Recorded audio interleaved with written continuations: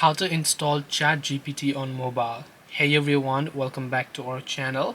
In today's video, I will guide you how you can install Chatgpt on mobile. So make sure to watch the video till the end. So if you would like to install Chatgpt on your mobile, all you have to do is go to your Play Store or your App Store because the Chatgpt app is officially available. So you can type in Chatgpt. You have to look for this official app which is the developer by OpenAI. So if you see some other developer, don't download it because the official developers are OpenAI and this is the official app. So you just have to tap the install button here and make sure you have internet connection, and the application will begin downloading itself depending upon the strength of your internet connection. And this way you will be able to install ChatGPT on mobile.